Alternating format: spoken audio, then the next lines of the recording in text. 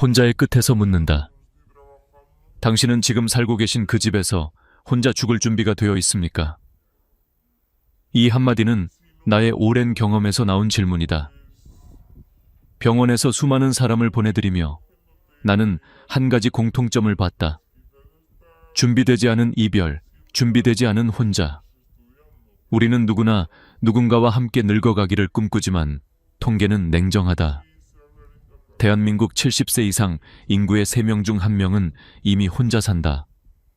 그중 절반 이상은 일주일에 한 번도 대화를 나누지 않는다. 나는 이런 숫자를 보고 단순히 슬프다고만 느끼지 않았다. 그건 예고였다. 언젠가 우리 모두가 마주하게 될 현실의 경고였다. 어느 날 78세의 한 환자가 내게 말했다. 선생님, 사람은 죽는 게 무섭지 않아요. 혼자 죽는 게 무서운 거지. 그 말이 내 가슴에 오래 남았다. 그의 목소리는 담담했지만 눈빛은 이미 절벽 끝에 서 있었다. 병실엔 늘 TV 소리만 가득했고 전화는 거의 울리지 않았다. 그는 내가 진료하는 동안에도 손을 꼭 쥐고 있었다. 누군가의 온기를 느끼고 싶었던 것이다. 그리고 나는 생각했다. 우리가 정말 두려워하는 건 죽음이 아니라 잊히는 것일지도 모른다고. 이 시대의 문제는 노인 인구 증가가 아니다. 진짜 문제는 관계의 사라짐이다. 아파트 문이 닫히면 세상과의 연결도 닫힌다. 건강한 사람조차 고립되면 병이 시작된다. 심리학자들이 말하길 외로움은 담배 하루 15개 비보다 해롭다. 실제로 고립된 노인은 그렇지 않은 사람보다 조기 사망률이 50% 높다. 나는 이 수치를 볼 때마다 그 뒤에 숨은 얼굴들을 떠올린다. 벽을 바라보며 혼잣말을 하는 노인, 3일 만에 발견되는 시신, 문틈으로 새어나오는 냄새가 이웃의 경고가 되는 현실. 그것이 우리가 피하고 싶은, 그러나 준비하지 않으면 맞이하게 될 미래다. 많은 사람들이 이렇게 말한다. 나는 자식이 있으니까 걱정 없어. 하지만 그 말이 얼마나 위험한 착각인지 나는 수없이 봐왔다. 자식의 집에서 방 한 칸 얻어 눈치 보며 사는 부모, 요양원에서 매달 한 번 오는 전화에 기대는 어르신, 그리고 무엇보다 나중에 생각하자라는 말로 시간을 흘려보내는 이들. 준비는 그렇게 사라진다. 준비하지 않는다는 건 결국 누군가의 손이 닿지 않는 곳에서 끝을 맞이한다는 뜻이다. 나는 오늘 이 영상을 보는 여러분에게 솔직히 묻고 싶다. 지금 혼자 있을 때 무섭지 않습니까? 하지만 이 두려움은 부끄러운 게 아닙니다. 오히려 시작입니다. 두려움이 있다는 건 아직 바꿀 시간이 있다는 뜻이니까요. 준비하지 않은 고독은 절망이지만 준비된 고독은 자유입니다. 혼자 살아도 외롭지 않은 삶, 그것은 운이 아니라 설계입니다. 이제부터 제가 들려드릴 이야기는 단순한 경고가 아닙니다. 바로 우리 세대가 앞으로 어떤 선택을 해야 하는가에 대한 지도입니다. 누군가는 산속의 고요 속에서 무너지고, 누군가는 화려한 시설 속에서 사라지고, 또 누군가는 작은 복지관 옆에서 새 삶을 시작했습니다. 이 세 사람의 이야기를 들으면 여러분은 반드시 스스로에게 묻게 될 겁니다. 나는 어떤 혼자가 될 것인가? 그 답을 찾기 위해 우리는 먼저 외로움의 실체를 마주해야 합니다. 그건 감정이 아니라 구조입니다. 인간은 관계 속에서 존재합니다. 연결이 끊어지면 존재도 희미해집니다. 오늘 나는 그 연결을 되찾는 첫걸음을 함께 걷고자 합니다. 이 이야기를 끝까지 듣는다면 여러분은 더 이상 혼자 늙는다는 것을 두려워하지 않게 될 겁니다. 왜냐하면 혼자라는 말 속에도 여전히 함께 살아갈 방법이 숨어 있으니까요. 산속의 자유는 감옥이었다. 나는 오래전 윤정이 할머니를 만난 적이 있다. 남편을 먼저 보내고 자식들이 모시겠다고 했지만 할머니는 고개를 저었다. 내 인생 이제 누가 간섭하나 혼자 살래요. 그 말에는 40년 동안 가족을 위해 희생한 사람의 해방감이 묻어 있었다. 할머니는 강원도 산골의 조용한 마을로 들어갔다. 공기 맑고 소리 없는 곳. 처음 한 달 동안은 매일이 축복 같았다. 새소리에 눈을 뜨고 마당을 쓸며 하루를 시작했다. 그때 할머니의 얼굴엔 오랜만에 자유라는 단어가 머물러 있었다. 하지만 그 자유는 길지 않았다. 석 달이 지나자 산의 고요함이 점점 무게로 변했다. 말 한마디 건넬 리가 없었다. 마트까지 차로 40분, 편의점은커녕 이웃집 불빛조차 멀었다. 할머니는 처음엔 그런 정막이 좋다고 했다. 그러나 어느 날부터인가 자신이 내는 숨소리조차 낯설게 들렸다. 텃밭을 가꾸며 흙냄새를 맡아도 마음이 메말랐다. 내 목소리가 점점 사라지는 것 같아요. 할머니는 나에게 그렇게 말했다. 그 후 어느 겨울밤이었다. 눈이 내리던 날 할머니는 갑자기 가슴 통증을 느꼈다. 손이 떨렸고 전화기를 찾는데 10분이 걸렸다. 119에 전화를 걸고도 구급차가 오기까지 50분이 걸렸다. 그 긴 시간 동안 할머니는 침대에 누워 천장을 바라봤다. 그리고 속삭였다. 이렇게 혼자 죽는구나. 다행히 그날은 심근경색 전조 증상이었고 목숨은 건졌다. 하지만 마음속에 무언가가 꺾였다. 그날 이후 할머니는 매일 해가 지면 불안해졌다. 바람 소리가 유령의 속삭임처럼 들렸고 창문이 흔들릴 때마다 심장이 덜컥했다. 그녀는 다시 서울로 돌아왔다. 병원에서 나를 만났을 때 할머니는 담담히 말했다. 혼자 사는 건 괜찮았어요. 근데 혼자만 있는 건 견딜 수가 없더라고요. 그 말은 내 머릿속에서 오래 울렸다. 혼자 사는 것과 혼자 남는 것은 다르다. 전자는 선택이지만 후자는 버림이다. 인간은 물리적으로 혼자 있어도 마음은 연결되어야 살아있다. 할머니의 이야기는 단지 한 사람의 실패담이 아니다. 그것은 우리 모두의 미래가 될 수 있는 경고다. 나는 요즘 산속에 집을 짓는 이들을 종종 본다. 조용한 삶, 자연 속의 여유를 꿈꾸지만 그곳엔 인간의 온기가 없다. 새소리와 바람이 아무리 맑아도 그것만으로 외로움은 덮이지 않는다. 고립은 자연이 아니라 관계의 부재에서 온다. 심리학자들은 고립 상태가 지속되면 뇌의 해마 부위가 위축되고 판단력과 기억력이 떨어진다고 말한다. 사람의 대화와 접촉이 줄면 세로토닌이 감소하고 불안 호르몬이 증가한다. 즉, 혼자 있는 시간이 길어질수록 인간은 자신을 잃어버린다. 나는 윤정이 할머니를 통해 자유의 착각을 배웠다. 자유는 아무도 간섭하지 않는 것이 아니라 나를 이해해주는 누군가가 존재하는 공간에서 시작된다. 할머니는 산속의 고요를 택했지만 그곳엔 대화도 웃음도 위로도 없었다. 결국 그 자유는 감옥이었다. 우리는 종종 혼자 사는 용기를 미화한다. 하지만 용기란 고립을 견디는 게 아니라 관계를 다시 맺으려 노력하는 힘이다.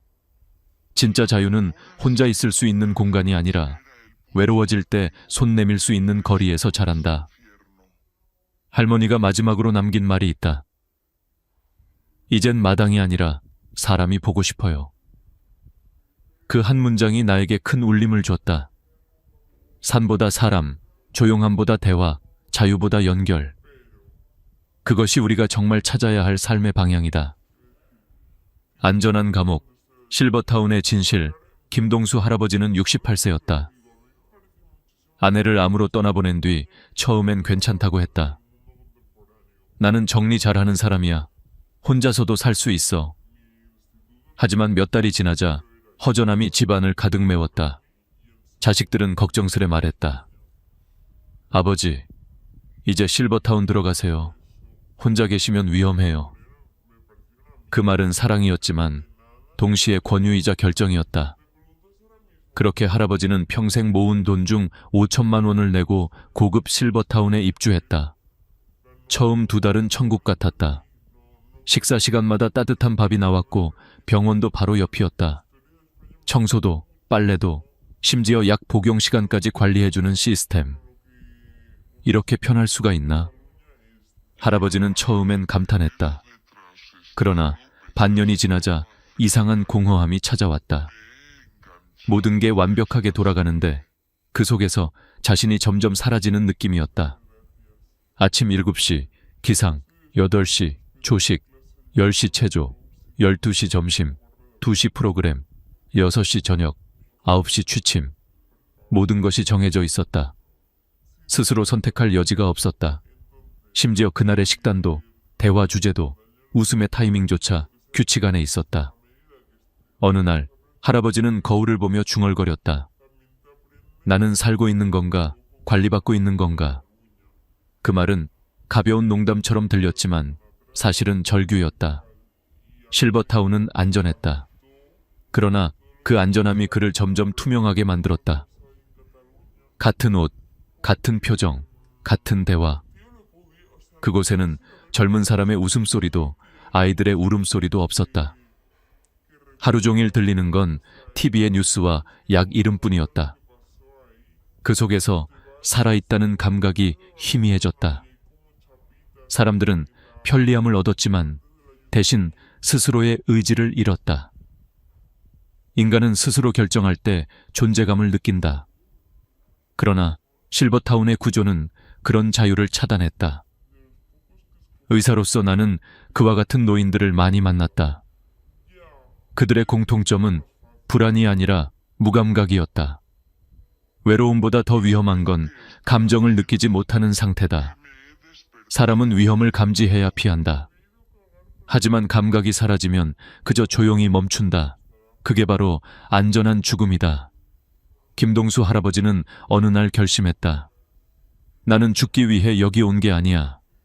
그리고 계약금을 포기하고 그곳을 나왔다. 그날 그는 내게 말했다. 선생님, 실버타운은 편했어요. 근데 살아있다는 느낌이 없었어요. 그의 눈빛은 오히려 환하게 빛났다. 그는 다시 동네 슈퍼에서 물건을 사고 버스 정류장에서 낯선 이와 인사를 나누며 시장에서 물건값을 흥정했다. 그렇게 불편함이 돌아오자 삶도 돌아왔다. 이 이야기를 듣고 나는 깊이 생각했다. 우리는 편리함을 행복으로 착각한다. 하지만 노년의 행복은 시스템 속이 아니라 관계 속에서 피어난다. 인간의 뇌는 새로운 자극을 받을 때 살아난다. 의학적으로도 매일 같은 루틴은 뇌의 전두엽 활동을 둔화시킨다. 반대로 새로운 사람, 새로운 환경은 신경세포의 연결을 강화한다. 그래서 안전한 환경보다 살아있는 관계가 건강을 지킨다. 나는 이런 말을 자주 한다. 당신이 오늘 한 번이라도 누군가에게 인사했다면 당신의 뇌는 여전히 젊습니다. 김동수 할아버지는 그 사실을 몸으로 증명했다. 그는 완벽한 시설을 버리고 불완전한 삶을 택했다. 그리고 그 선택이 그를 다시 사람답게 만들었다. 우리는 종종 돌봄을 받는 걸 행복이라 생각하지만 진짜 행복은 관계 안에서 돌봄을 나누는 것이다. 누군가에게 의지하는 것이 아니라 서로를 기억하는 것이다. 실버타운은 안전했지만 기억이 사라진 곳이었다. 거기엔 매일 누군가 떠났고 그 빈자리를 아무도 말하지 않았다. 그 침묵이 진짜 고독이었다. 김동수 할아버지는 지금 작은 월세방에서 혼자 산다. 하지만 그는 매일 마트 직원에게 인사하고 공원 벤치에서 이웃과 차를 나눈다. 이게 내 세상이지. 그는 웃으며 말했다. 나는 그를 보며 깨달았다. 혼자 살아도 세상과 연결되어 있다면 인간은 결코 혼자가 아니다. 복지관 근처의 기적 박순옥 할머니는 71세였다. 남편과 사별한 후 아무도 모르게 오랫동안 혼자 살 준비를 해왔다. 누구에게 기대면 언젠가는 실망하게 되니까요. 그녀는 그렇게 담담히 말했다. 하지만 그녀의 혼자됨은 윤정희 할머니나 김동수 할아버지와 달랐다. 그녀는 혼자였지만 결코 고립되지 않았다. 그녀가 선택한 곳은 서울 외곽 복지관에서 걸어서 5분 거리의 15평짜리 아파트였다. 크지도 작지도 않은 공간. 집 앞에는 작은 공원과 편의점, 그리고 복지관의 붉은 벽돌 건물이 보였다. 매일 아침 7시 그녀는 요가복을 입고 복지관으로 향했다. 8시부터 요가 수업, 10시에는 건강 강의, 11시에는 친구들과 점심 식사. 도시락 1개 가격으로 따뜻한 밥을 먹으며 웃음이 오갔다. 오후에는 공원을 산책하고 저녁에는 아파트 문화센터에서 서예를 배웠다. 일주일에 2~3번은 같은 아파트에 혼자 사는 친구들과 번갈아 집에서 차를 마셨다. 혼자 살지만 외롭진 않아요. 그녀는 그렇게 말했다. 매일 인사할 사람이 있고 기다려주는 곳이 있으니까요. 그 말 속엔 삶의 질서가 있었다. 인간에게 필요한 건 공간이 아니라 관계의 리듬이었다. 나는 복지관을 노년의 생명줄이라고 부른다. 그곳엔 프로그램만 있는 게 아니다. 역할이 있다. 누군가는 봉사자로, 누군가는 학습자로, 또 누군가는 친구로 존재한다. 심리학 연구에 따르면 이런 역할감은 노년 우울증을 60% 이상 감소시킨다. 뇌과학자들은 말한다. 매일 다른 사람과 대화하는 행위가 해마와 전두엽을 활성화시킨다. 박순옥 할머니의 일상은 그 증거였다. 그녀는 내게 이렇게 말했다. 몸이 좀 아파도 복지관에 가면 다 낫는 것 같아요. 그건 단순한 기분이 아니라 과학이었다. 사회적 교류는 세로토닌 분비를 높이고 코르티솔을 줄인다. 실제로 연구 결과에 따르면 하루에 30분만 다른 사람과 대화해도 혈압이 낮아지고 면역 기능이 향상된다. 혼자 있는 시간이 길수록 염증 수치가 오르고 기억력 저하가 빠르게 진행된다.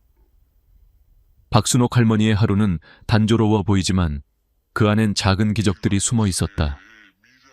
아침 요가에서 함께 땀 흘리는 친구, 점심 식사 중 건네는 맛있죠?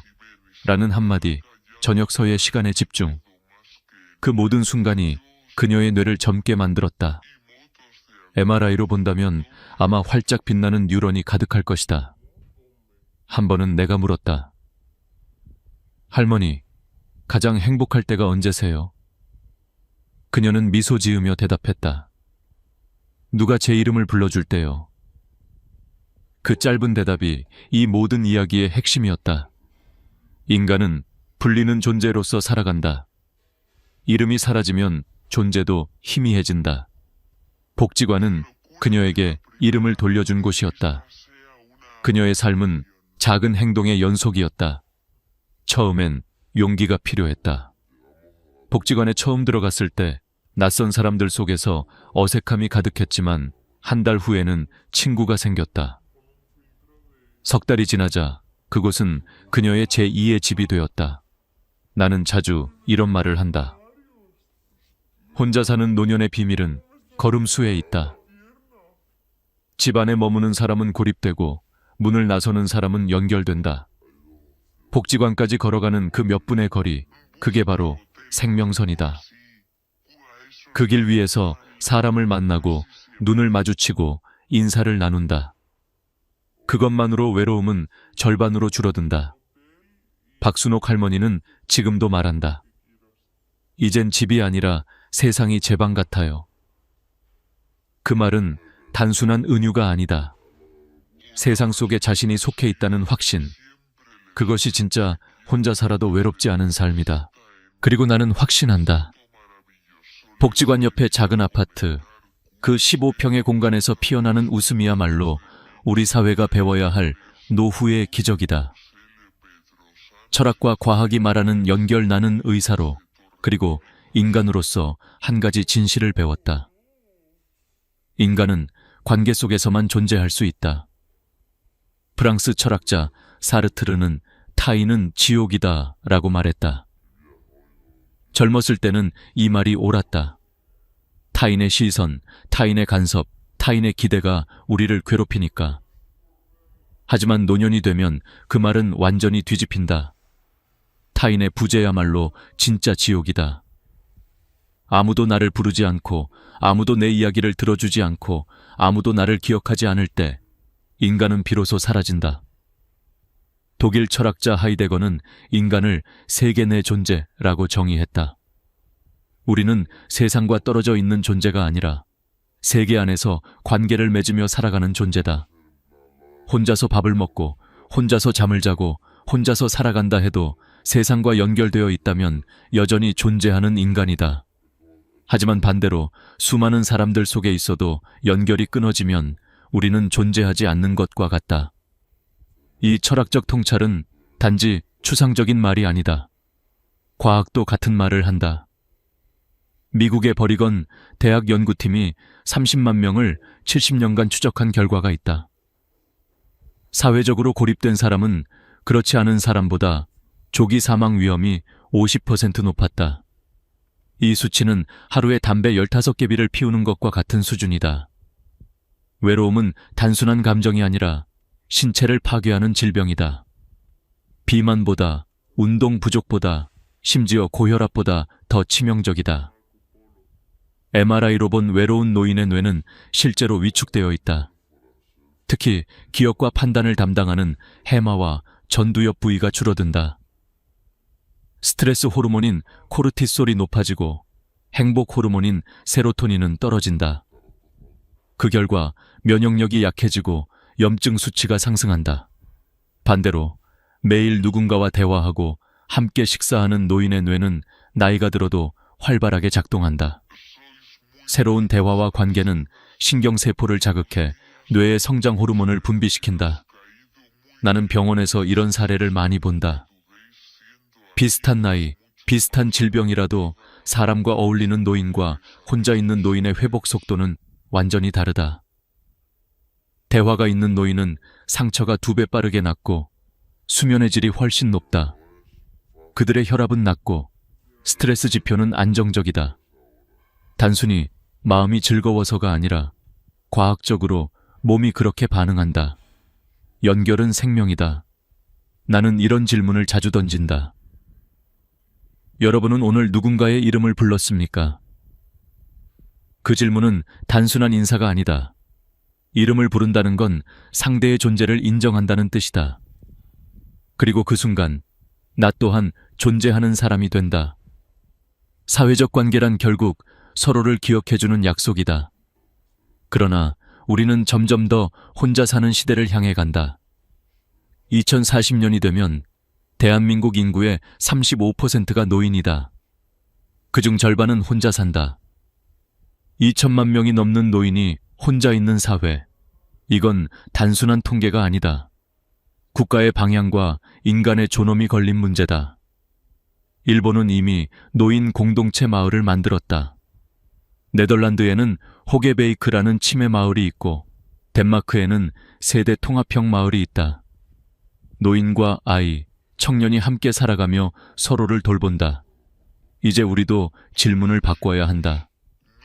어디서 혼자 살 것인가가 아니라 어떻게 혼자 살아도 연결될 것인가 라고. 집의 크기를 고민할 게 아니라 관계의 온도를 고민해야 한다. 누가 곁에 있느냐가 아니라 어떤 대화를 나누느냐가 중요하다. 나는 이 영상을 보는 여러분께 부탁드린다. 오늘 저녁 전화 한 통이라도 걸어보라. 오랜 친구든 이웃이든 상관없다. 잘 지내요? 라는 한마디가 누군가의 하루를 살리고 당신의 뇌를 젊게 만든다. 연결은 거창한 게 아니다. 그건 작은 습관이다. 인사하는 습관, 눈을 마주치는 습관, 함께 밥을 먹는 습관. 그것이 인간의 존엄을 지키는 가장 확실한 방법이다. 철학은 우리에게 의미를 가르치고 과학은 이유를 설명한다. 그리고 둘 다 이렇게 말한다. 인간은 연결될 때 가장 인간답다. 혼자서도 함께 사는 법, 우리는 결국 혼자가 된다. 그것이 슬픈 현실처럼 들리지만 사실은 자연의 순리다. 중요한 건 혼자가 되는 순간을 피하는 것이 아니라 혼자서도 연결될 수 있는 방법을 찾는 것이다. 내가 수많은 노년을 진료하고 상담하며 지켜본 결과 행복한 노년은 크거나 화려한 집에서 만들어지지 않는다. 오히려 작고 단순하지만 따뜻한 관계가 흐르는 곳에서 피어난다. 그래서 나는 여러분께 새송이의 노후의 꽃을 소개하고 싶다. 이미 말씀드린 3가지. 하지만 오늘은 조금 더 깊이 들여다보자. 첫 번째 꽃은 복지관 근처의 작은 아파트다. 이건 단순히 위치의 문제가 아니다. 걸어서 갈 수 있는 사회적 거리가 핵심이다. 복지관은 노인에게 단순한 기관이 아니라 하루를 설계해주는 시간표이자 공동체의 중심이다. 아침 요가, 점심 식사, 오후 교양 수업, 그리고 누군가와 마주치는 인사. 이런 일상의 반복이 뇌를 깨우고 심장을 움직이게 한다. 하루에 3,000걸음만이라도 집 밖으로 나가는 사람은 그렇지 않은 사람보다 우울증 발생률이 60% 낮다는 연구도 있다. 인간은 걷는 동안 생각하고 세상과 호흡한다. 복지관 옆집은 단순히 편리한 집이 아니라 살아있는 집이다. 두 번째 꽃은 공원 옆의 저층 아파트 2층이나 3층이다. 나이가 들면 계단 몇 개도 벽처럼 느껴진다. 그러나 이 작은 높이는 독립을 지켜주는 상징이다. 엘리베이터가 고장나도 걱정 없고 정전이 되어도 발로 세상을 오르내릴 수 있다. 무엇보다 창밖으로 보이는 녹색 풍경은 마음의 약이다. 심리학 연구에 따르면 매일 30분 자연 속을 걷는 사람은 그렇지 않은 사람보다 스트레스 수치가 절반으로 낮다. 니체는 말했다. 모든 위대한 생각은 걸으며 떠오른다. 걷는다는 건 단순한 운동이 아니라 자신과 대화하는 행위다. 공원 벤치에서 나란히 앉은 두 노인이 있었다. 둘 다 혼자 살지만 매일 같은 시간 같은 길을 걷는다. 오늘은 날씨가 좋네요. 어제보다 다리가 덜 아프시죠? 이런 사소한 대화가 그들의 하루를 지탱한다. 관계란 그런 것이다. 거창하지 않지만 그 덕에 하루를 버틸 수 있다. 세 번째 꽃은 자녀와 도보 10분 거리의 집이다. 가까우면서도 독립적인 거리. 이건 단순한 부동산 전략이 아니라 철학이다. 독일 철학자 쇼펜하우어는 고슴도치 딜레마를 이야기했다. 서로 너무 가까우면 찔리고 너무 멀면 얼어 죽는다. 부모와 자식의 관계도 같다. 같은 집에 살면 서로 상처받고 너무 멀면 서로 잊힌다. 10분 거리, 그것이 사랑의 거리다. 필요할 땐 금방 달려갈 수 있고 일상은 각자 지킬 수 있다. 이 거리에는 존중이 있다.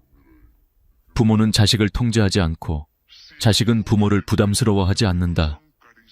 그런 거리가 사랑을 오래 살게 한다. 프랑스 철학자 가브리엘 마르셀은 이렇게 말했다. 사랑한다는 것은 네가 죽지 않을 거라고 믿는 것이다.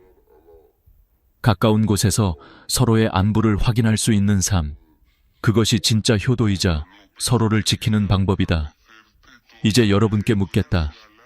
이 3가지 중 어떤 삶을 선택하시겠습니까? 복지관 근처의 집, 공원 옆의 집, 아니면 자녀와 10분 거리의 집. 어느 것이든 정답은 없다. 중요한 건 생각이 아니라 실행이다. 지금 바로 인터넷을 켜서 당신이 사는 지역의 복지관을 검색해보라. 근처 아파트의 시세를 살펴보고 직접 걸어보라. 공원의 길을 걸으며 벤치에 술을 세워보라. 자녀와 커피 한잔하며 미래를 솔직히 이야기해보라. 준비는 거창하지 않다. 그것은 발걸음 하나, 전화 한 통, 대화 한 번에서 시작된다. 혼자 사는 노년이 두렵지 않다. 준비되지 않은 노년이 두려운 것이다. 준비된 혼자살이는 자유다. 고립이 아니라 선택이고 외로움이 아니라 평화다. 삶의 마지막 10년을 기다림이 아닌 살아있음으로 채우기 위해서는 지금 행동해야 한다. 이 영상을 보고 있다면 지금이 바로 그 첫걸음이다. 당신이 혼자서도 웃을 수 있는 세상. 당신의 이름이 잊히지 않는 삶. 그것이 우리가 함께 만들어야 할 미래다. 오늘 영상이 마음에 닿았다면 댓글에 적어주세요. 나는 준비하겠습니다. 그리고 구독과 좋아요를 눌러주시면 이 이야기는 계속될 것입니다. 나는 약속드립니다. 당신이 혼자 살아도 외롭지 않은 그날까지 나는 함께 걷겠습니다. 당신의 노후가 존엄하고 평온하길 진심으로 바랍니다. 엄마, 이게 도대체 무슨 일이야? 세금이 4천만 원이라니. 65세의 박정숙 씨는 믿기지 않는 눈으로 국세청에서 온 봉투를 바라보았습니다.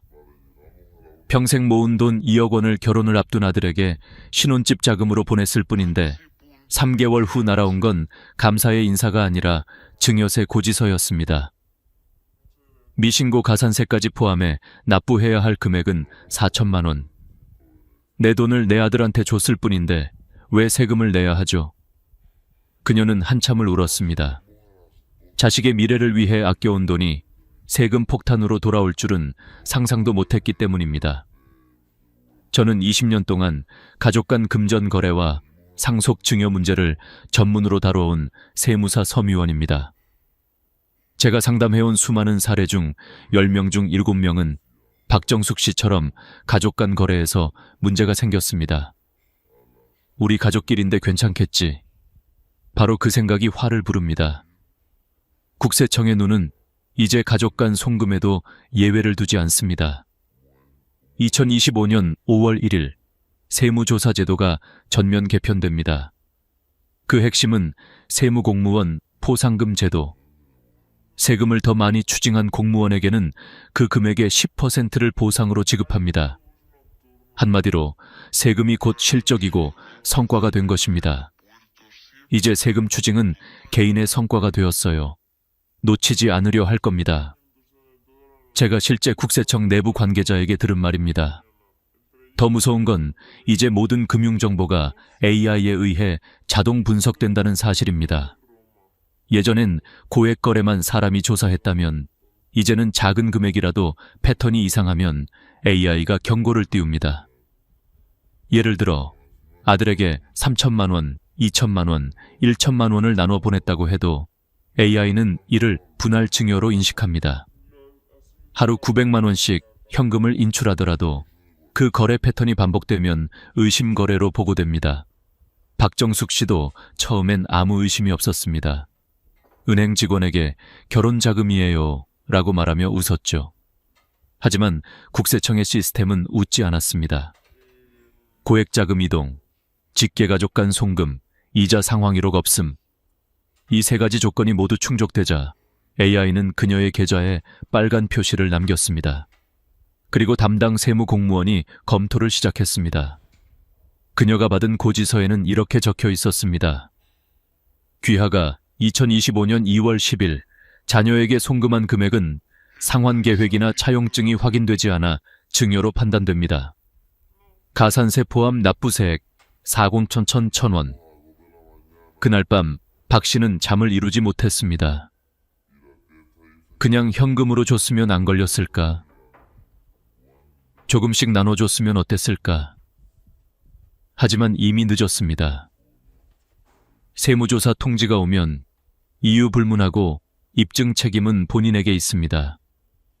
차용증도, 이체 메모도, 상환 일정표도 없던 그녀는 아무런 반박 근거를 내지 못했습니다.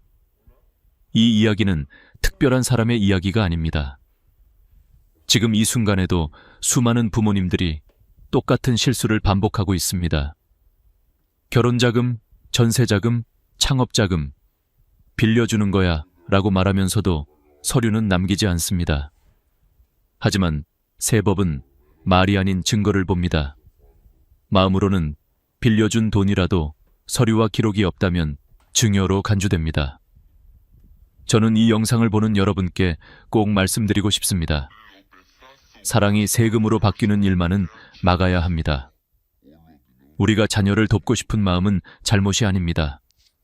그러나 그 선한 마음이 세금 폭탄으로 되돌아오지 않으려면 이제는 준비된 사랑이 필요합니다. 이제부터 제가 알려드릴 내용은 단순한 세무 지식이 아닙니다. 여러분의 가족과 재산을 지키는 방법입니다. 다음 장에서는 2025년 5월 이후 달라지는 세무조사 제도와 왜 평범한 가정까지 그 대상이 되는지 그 이유를 낱낱이 알려드리겠습니다. 2025년 5월부터 시행되는 새로운 세무조사 제도는 단순한 행정 변화가 아닙니다. 정부의 세수 부족, 기술의 발전, 그리고 세무공무원들의 인센티브 구조 변화가 한꺼번에 맞물리면서 세금 조사 패러다임이 완전히 뒤바뀌는 사건입니다. 지난 2년 동안 대한민국은 약 87조 원의 세수 부족을 겪었습니다. 경기 침체, 고령화, 부동산 거래 감소, 그리고 수출 둔화로 인해 국외에 들어오는 세금이 급격히 줄었습니다. 문제는 정부의 지출은 줄지 않았다는 것입니다. 복지비, 의료비, 연금비가 눈덩이처럼 불어나면서 재정은 한계에 다다랐습니다. 결국 정부는 이제 더 이상 대기업만 조사해서는 안 된다고 결론을 내렸습니다. 그래서 등장한 것이 바로 AI 기반 세무조사 시스템입니다. 이 시스템은 은행, 카드사, 부동산, 심지어 통신사 데이터까지 연동합니다. 과거에는 사람이 서류를 뒤지고 전화를 걸어 확인했다면 지금은 인공지능이 단 몇 초 만에 수백만 건의 거래를 분석해 이상 거래 패턴을 자동으로 찾아냅니다. 예를 들어 부모 계좌에서 자녀 계좌로 반복적으로 일정 금액이 송금된다면 AI는 이를 비정상 자금 이동으로 표시합니다. 아파트 계약 직전 대량의 현금이 입출금되면 그 즉시 상속 혹은 증여 가능성으로 분류됩니다. 이렇게 포착된 거래는 자동으로 세무공무원의 검토 리스트로 넘어갑니다. 그리고 올해부터 새로 도입된 가장 강력한 변화, 바로 세무공무원 포상금 제도입니다. 국세청 내부 지침에 따르면 세무공무원이 세금을 추가로 추징하면 그 금액의 10%가 포상금으로 지급됩니다. 연간 최대 2천만 원까지 받을 수 있죠. 예를 들어 어떤 공무원이 1억 원의 탈세를 적발하면 개인 포상금 1,000만 원이 그에게 지급됩니다. 이 제도가 도입되자 세무조사 분위기는 완전히 달라졌습니다. 예전에는 의심되지만 그냥 넘어가자던 사안도 이제는 확인해보자, 이게 내 실적이 된다로 바뀌었습니다. 부산의 한 세무공무원은 인터뷰에서 이렇게 말했습니다. 이제는 한 건이라도 더 찾아내야 합니다. 시스템이 자동으로 통보하니까 확인만 해도 성과가 쌓입니다. 즉, 예전처럼 서류 몇 장으로 넘어가던 시대는 끝났습니다. 세무조사는 이제 AI가 감시하고 사람이 검증하며 돈으로 보상받는 구조로 변했습니다. 그렇다면 이 변화의 파도는 누구에게 닿을까요? 대기업, 연예인, 고소득 전문직, 물론 그들도 여전히 조사 대상입니다. 하지만 이번엔 일반 가정이 주요 타깃입니다. 자녀 결혼자금, 전세보증금, 부모 병원비, 사업자금 지원 등 우리 일상 속에서 일어나는 가족 간 금전 거래가 새롭게 감시망에 들어왔습니다.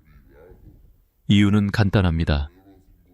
세금을 피하기 가장 쉬운 루트가 가족 간 거래이기 때문입니다. 실제로 국세청 내부 보고서에 따르면 최근 5년간 탈루된 증여세 중 62%가 가족 간 거래에서 발생했습니다. 빌려준 돈이라고 주장했지만 차용증도 이자도 상환 계획도 없는 거래가 대부분이었습니다. 이제 국세청은 이런 거래를 더 이상 사적인 가족 문제로 보지 않습니다. AI 시스템은 다음의 5가지 패턴을 중점적으로 추적합니다. 1. 직계 가족 간 반복 송금. 2. 동일 금액 반복 입금. 3. 부동산 거래 전후 고액 현금 이동. 4. 미성년자 계좌, 자금 이동. 상환 이력 없는 차용 거래, 이 5가지 중 단 한 가지만 해당되어도 조사 대상으로 분류됩니다. 그리고 세무공무원은 AI가 포착한 그 거래 하나로도 포상금을 받을 수 있습니다. 즉, 이제는 내 돈인데 왜 세금을 내야 해? 라는 말이 통하지 않습니다. 세법은 감정이 아니라 증거로 판단하기 때문입니다.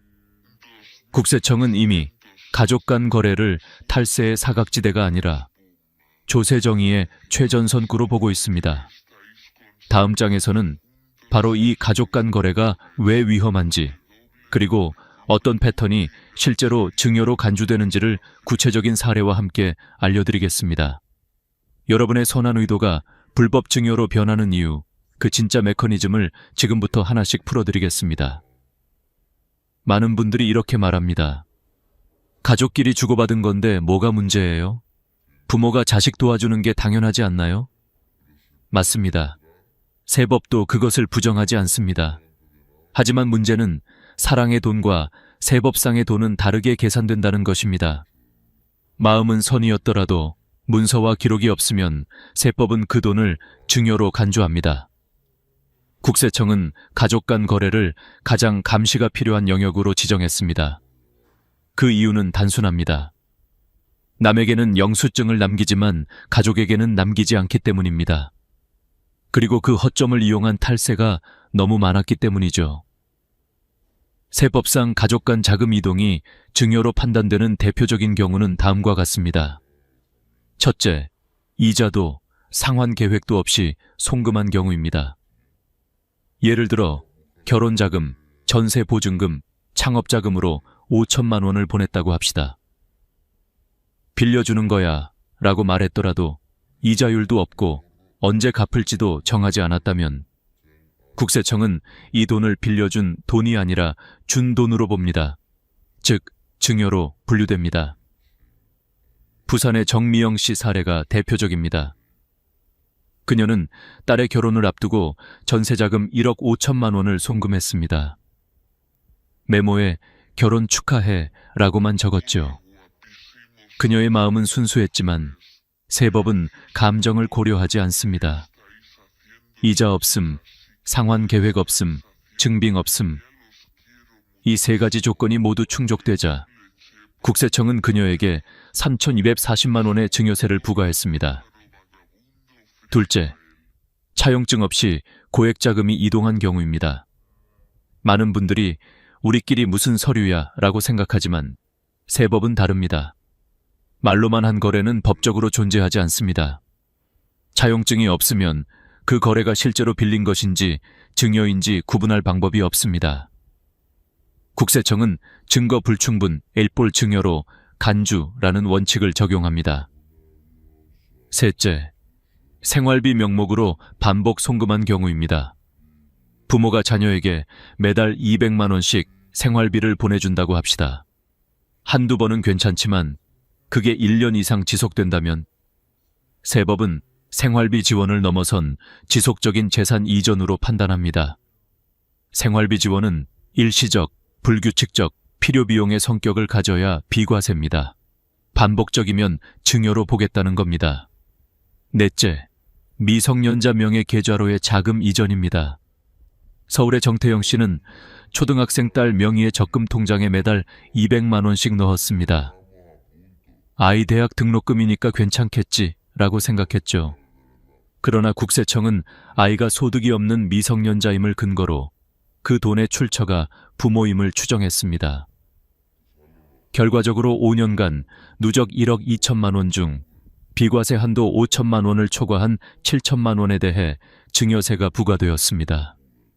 다섯째, 가족 공동 계좌를 통한 모호한 자금 이동입니다.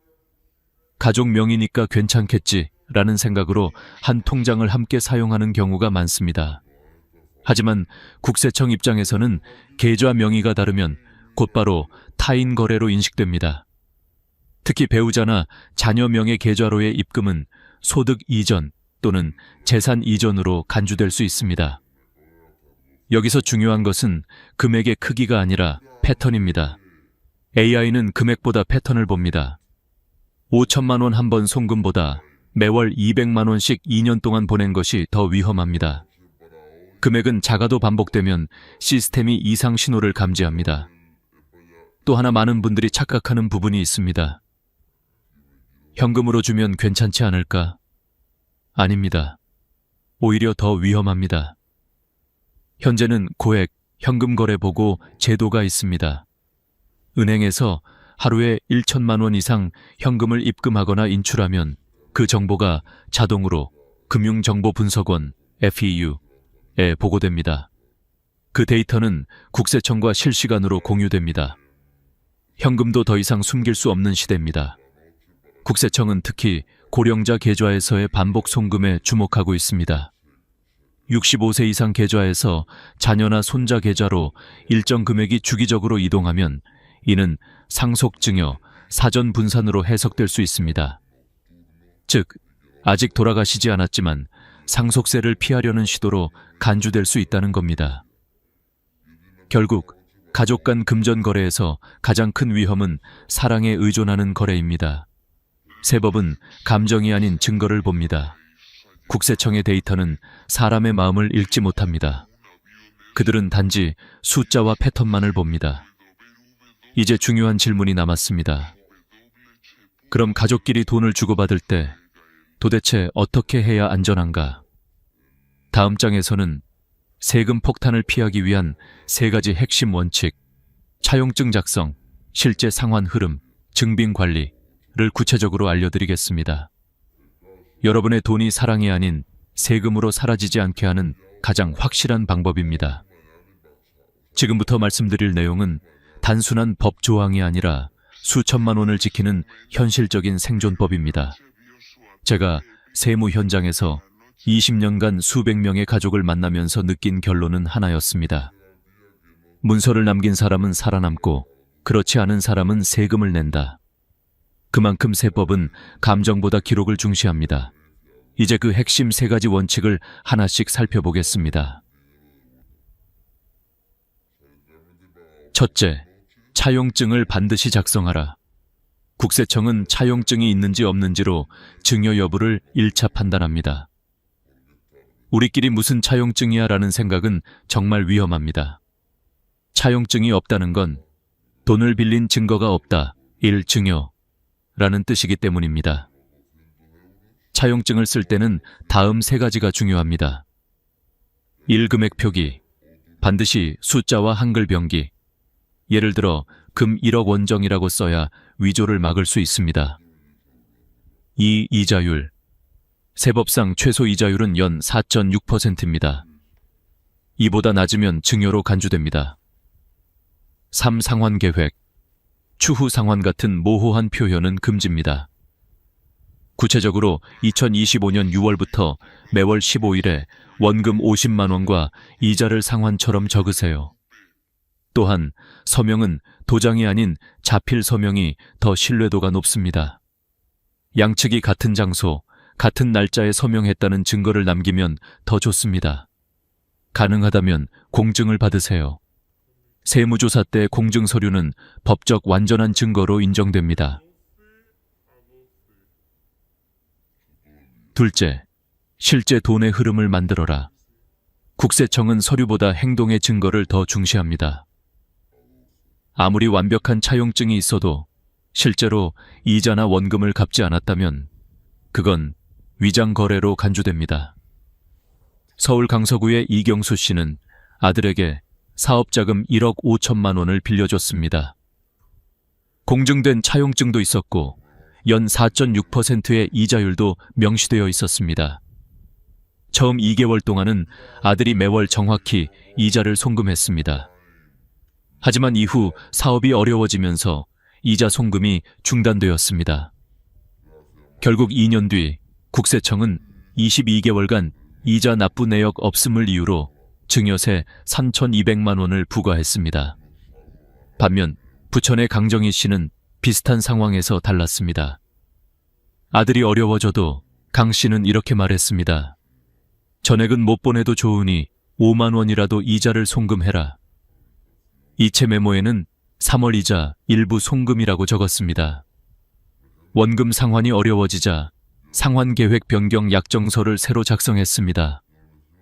1년 차는 이자만, 2년 차부터 분기별 30만 원씩 상환. 이 약정서에는 날짜와 서명이 있었고 변경 사유도 명시했습니다. 2년 뒤 세무조사를 받았을 때 강 씨는 정상적인 대여 거래로 인정받았습니다. 이 사례는 하나의 진리를 보여줍니다. 꾸준히 갚는 척이 아니라 실제로 돈이 오갔다는 기록이 있어야 한다. 셋째, 증빙 자료를 체계적으로 관리하라. 세무조사는 보통 최근 5년 이내 거래를 집중적으로 봅니다. 따라서 모든 서류와 거래 내역은 5년 이상 보관해야 안전합니다. 보관해야 할 핵심 증빙은 다음과 같습니다. 차용증 원본 및 공증 서류, 송금 내역서 및 통장 사본, 이자 및 원금 상환 내역표, 이체 메모가 찍힌 은행 내역서, 변경 약정서 및 상환 스케줄표, 가족 간 주고받은 문자나 카카오톡 대화, 특히 카카오톡 대화는 생각보다 강력한 증거입니다. 부산의 김영철 씨는 아들에게 유학자금 8천만 원을 빌려줬지만 차용증 원본을 분실했습니다. 그를 구한 건 아들과의 카톡 대화였습니다. 이자율, 상환일, 송금 내역이 그대로 남아 있었고 그 덕분에 세무조사를 무사히 통과했습니다. 여기까지의 3가지 원칙. 1. 차용증 작성. 2. 실제 거래. 3. 증빙 관리. 이것만 제대로 지켜도 90% 이상의 증여세 문제는 피할 수 있습니다. 이제 다음 장에서는 많은 분들이 실제로 궁금해하는 질문들. 얼마까지 세금이 안 붙나? 현금으로 주면 괜찮나? 같은 가장 많이 받는 사례형 질문들을 통해 실전 노하우를 알려드리겠습니다. 세금 상담을 하다 보면 어르신들이 거의 비슷한 질문을 하십니다. 이 정도 금액이면 세금 안 내도 되죠? 현금으로 주면 괜찮지 않나요? 한 번만 주는 건데 신고까지 해야 하나요? 이 질문들 속에는 한 가지 공통된 착각이 숨어 있습니다. 가족 간에는 세법이 느슨할 것이다. 하지만 현실은 정반대입니다. 국세청은 오히려 가족 간 거래를 더 엄격히 봅니다. 지금부터 실제 현장에서 가장 많이 걸려 넘어지는 5가지 함정을 짚어드리겠습니다. 1가족 간 증여, 얼마까지 세금이 없나? 세법상 직계존비속 간 증여는 10년 동안 5천만 원까지 비과세입니다. 즉, 부모가 자녀에게 10년 동안 5천만 원 이하로 주면 세금이 없습니다. 하지만 10년간 누적 기준이라는 점이 중요합니다. 예를 들어 2016년에 아들에게 3천만 원을 주고 2023년에 4천만 원을 더 줬다면 총 누적 금액은 7천만 원이 됩니다. 비과세 한도 5천만 원을 초과했으므로 초과분 2천만 원에 대해 증여세가 부과됩니다. 이때 세율은 현대 50% 구간 누진세로 최소 200만 원 이상 세금이 붙습니다. 배우자 간 증여는 더 넓습니다. 10년간 6억 원까지 비과세입니다. 하지만 역시 누적 기준이므로 금액 관리가 철저해야 합니다.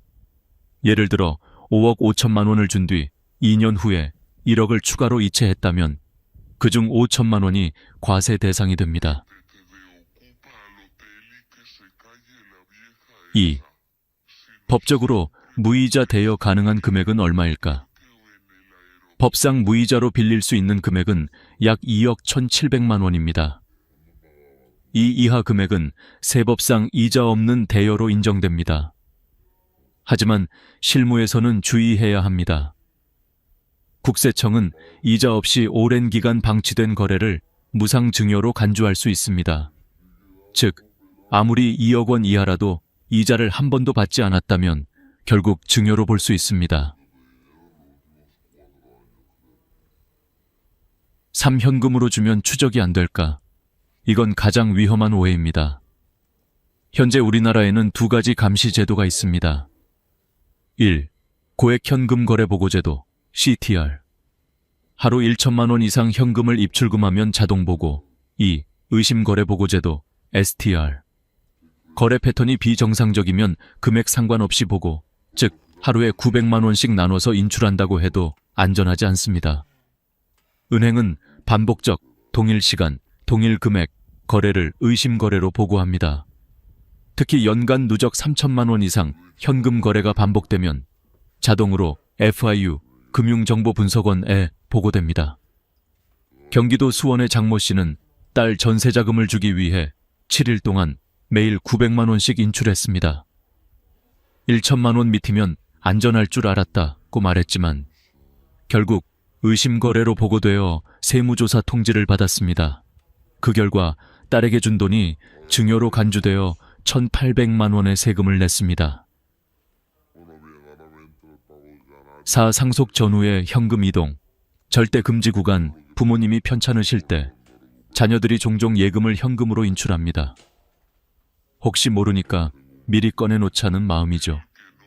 하지만 세법은 그 마음을 상속 회피 시도로 봅니다. 상속일로부터 1년 내 2억 원 이상, 2년 내 5억 원 이상의 현금 인출은 추정 상속 재산구로 간주됩니다. 즉, 현금이 사라졌더라도 마치 그대로 남아있는 것처럼 상속세가 부과됩니다. 실제 현금이 없더라도 세금은 반드시 나옵니다. 5. 계좌 말고 현금이면 안전하다는 착각의 결말. 국세청은 이미 금융 데이터와 AI 분석 시스템을 결합했습니다.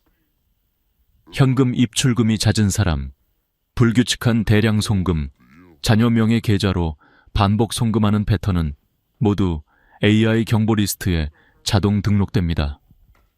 이제 내 돈이니까 내 마음대로라는 말은 통하지 않습니다. 세법은 누가 돈을 썼는가가 아니라 누가 이익을 얻었는가를 봅니다. 아들에게 돈을 줘서 아들이 혜택을 받다면 그 순간부터 그건 증여입니다.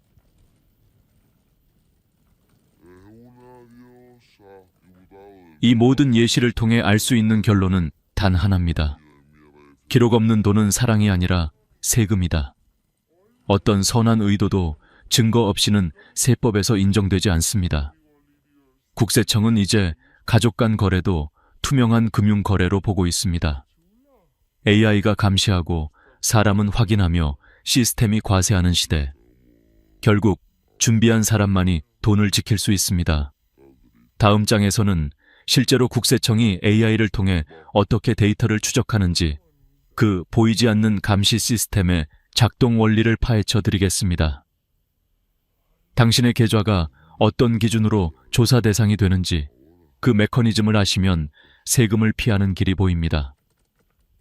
이제 국세청은 더 이상 사람의 눈으로 세무조사를 하지 않습니다. 모든 조사는 AI와 빅데이터로 시작됩니다. 여러분의 통장, 카드, 부동산, 차량, 현금 거래까지 모든 금융 흐름이 실시간으로 분석되고 있습니다. 2025년 5월부터 본격 시행되는 AI 기반 세무 추적 시스템은 이상거래 자동 감지 IRS-AI라는 이름으로 운영됩니다. 이 시스템은 전국의 금융기관, 카드사, 보험사, 국토교통부, 심지어 병원 전산망까지 연결되어 한 사람의 경제 패턴을 통합적으로 감시합니다. 예를 들어 부모 계좌에서 아들 계좌로 2천만 원이 이체되고 이후 아들의 부동산 계약금으로 동일 금액이 사용되면 AI는 그 즉시 증여 의심 거래로 분류합니다. 이 모든 과정은 단 0.8초 만에 자동으로 처리됩니다. 또한 AI는 금액보다 패턴을 봅니다.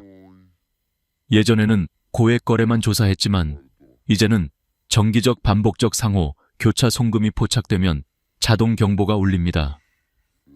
즉, 부모와 자식이 서로 송금한 금액이 일정한 주기와 규칙성을 가진다면 그건 단순한 생활비가 아닌 자금 이동으로 간주됩니다. AI가 분석하는 세 가지 핵심 신호 1. 반복성, repetition.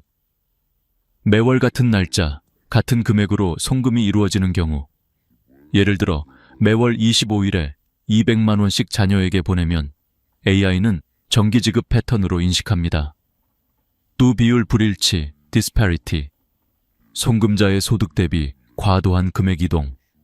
월 소득이 300만 원인데 1년에 3천만 원 이상 송금했다면 소득 대비 비정상 거래로 표시됩니다. 삼용도, 불일치, mismatch.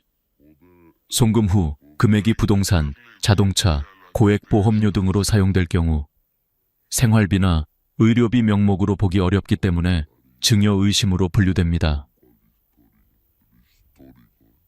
포상금 제도가 가져올 변화. 이번 세무개혁의 가장 큰 변화 중 하나가 바로 세무공무원 포상금 제도입니다. 과세액의 최대 10%, 연간 최대 2천만 원까지 받을 수 있습니다. 즉, 세무 공무원 입장에서는 세금을 많이 찾아낼수록 연봉이 오르는 구조입니다. 그 결과 조사 강도는 이전보다 훨씬 엄격해질 것입니다. 세무조사 한 번이면 끝나는 게 아닙니다. AI가 한 번 의심 거래로 태그하면 그 기록은 최대 7년 동안 데이터베이스에 남습니다. 이 기간 내에 또 비슷한 거래가 발생하면 자동으로 재조사 대상이 됩니다. 한마디로 한 번 찍히면 7년 동안 감시당하는 셈입니다. 그렇다면 우리는 어떻게 해야 할까? 첫째, 투명하게 기록하라. 가족 간 거래일수록 더 투명해야 합니다. 이체 메모에 5월 이자 송금, 원금 일부 상환처럼 정확히 쓰세요. 국세청은 거래 의도를 글자로 판단합니다. 둘째, 모의 계산을 활용하라. 복지로 국세청 홈페이지에서 제공하는 증여세 모의 계산을 이용해 내 거래가 세금 대상인지 미리 확인해 보세요. 예상 금액이 나와도 포기하지 마시고 세무서에서 정확히 상담받는 것이 훨씬 유리합니다. 셋째, 미리 신고하라. 차라리 신고하고 세금을 내는 것이 나중에 가산세와 조사 스트레스 받는 것보다 낫습니다. 신고하면 가산세가 면제되고 국세청이 추가로 조사할 가능성도 거의 사라집니다. 세상은 이미 AI 세무 시대로 들어섰습니다. 더 이상 감정이나 가족의 신뢰로 돈을 주고받는 시대가 아닙니다. 우리 가족이니까 괜찮겠지라는 말은 이제 통하지 않습니다. 준비하지 않으면 사랑의 선물이 세금 폭탄이 됩니다. 지금이라도 차용증을 쓰고 거래를 기록하고 필요하다면 전문가와 상담하세요. 여러분의 돈을 지키는 가장 확실한 보험은 기록과 투명함입니다. 다음 마지막 부분에서는 지금 당장 실행해야 할 구체적인 행동 계획과 세무조사 대비 체크리스트를 정리해 드리겠습니다. 이 부분을 숙지하시면 어떤 조사에도 흔들리지 않을 겁니다.